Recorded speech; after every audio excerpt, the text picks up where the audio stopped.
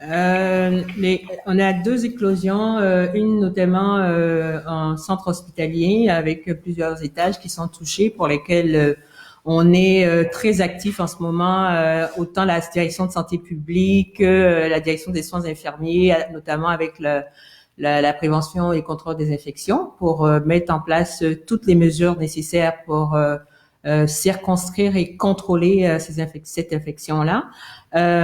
Également, on a une épicerie sur les territoires qui est touchée, pour lesquels la direction de santé publique a dépêché du personnel, a rencontré l'employeur pour voir quelles étaient les mesures qui étaient mises en place, et suite à cette visite, on a jugé que les mesures étaient satisfaisantes. Quelques recommandations ont été faites là pour améliorer la sécurité à la fois du personnel et de la population qui fréquente cette épicerie.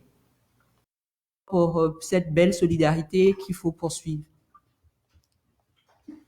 D'accord, merci.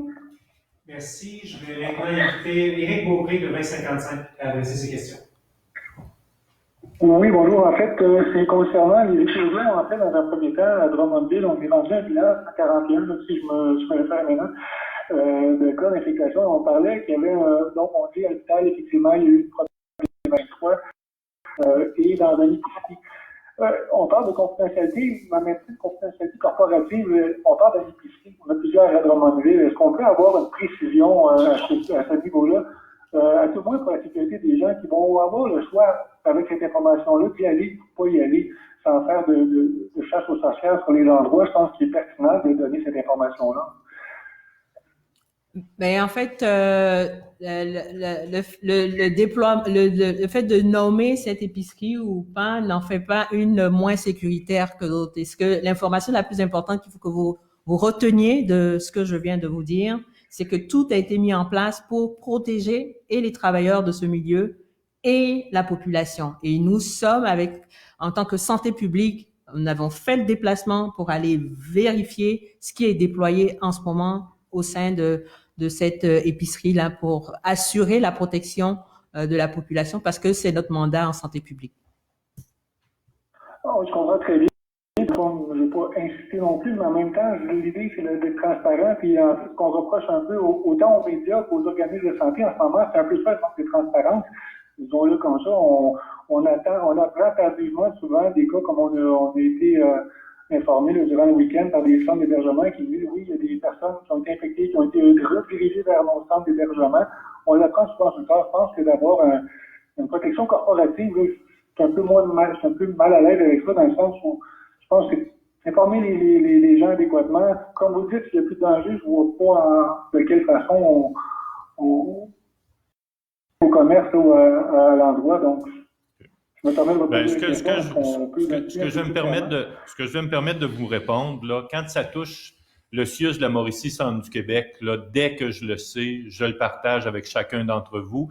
Puis je trouve que c'est important pour la population de bien connaître comment le réseau de la santé, des services sociaux est géré et quels sont les moyens qu'on met en place pour assurer la protection de la population.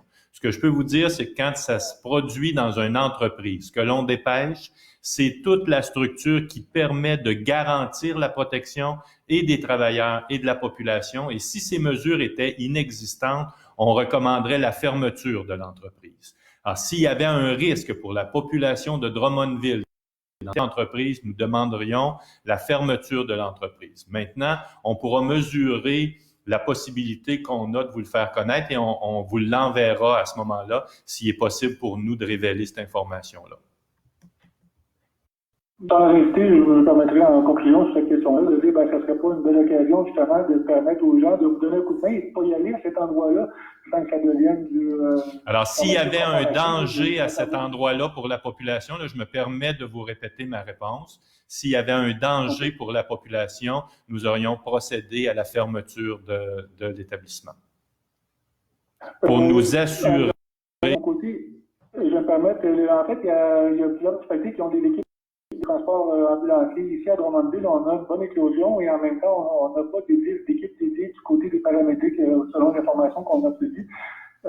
Malgré le fait qu'ils ont des équipes qui seraient prêtes à le faire, est-ce que vous avez de votre côté intentions, ou en fait, peut-être à droite, je parle pour Drummondville, évidemment, l'idée ou le projet d'avoir cette équipe dédiée de paramédics-là. Alors, vous me dites, est-ce qu'il est possible d'avoir une équipe dédiée paramédic pour Drummondville? Je vais maintenant inviter Éric Beaupré de 2055 à adresser ses questions. Oui, bonjour. En fait, c'est concernant les écrivains, en fait, dans un premier temps, à Drummondville, on est rendu un bilan 141, si je me réfère maintenant, de cas d'infectation. On parlait qu'il y avait, donc, on dit à l'hôpital, effectivement, il y a eu une problème 23, et dans un épicerie. On parle de confidentialité, mais même de confidentialité corporative, on parle d'un épicerie. On a plusieurs à Drummondville. Est-ce qu'on peut avoir une précision à ce niveau-là, à tout le moins pour la sécurité des gens qui vont avoir le choix avec cette information-là d'y aller ou pas y aller, sans faire de chasse aux sorcières sur les endroits? Je pense qu'il est pertinent de donner cette information-là. Ben en fait, le fait de nommer cette épicerie ou pas n'en fait pas une moins sécuritaire que l'autre. Est-ce que l'information la plus importante qu'il faut que vous reteniez de ce que je viens de vous dire, c'est que tout a été mis en place pour protéger et les travailleurs de ce milieu et la population. Et nous sommes en tant que santé publique, nous avons fait le déplacement pour aller vérifier ce qui est déployé en ce moment au sein de cette épicerie-là pour assurer la protection de la population parce que c'est notre mandat en santé publique. Je comprends très bien. Je ne vais pas insister non plus, mais en même temps, l'idée, c'est d'être transparent. Puis ce qu'on reproche un peu autant aux médias qu'aux organismes de santé en ce moment, c'est un peu ça, le manque de transparence.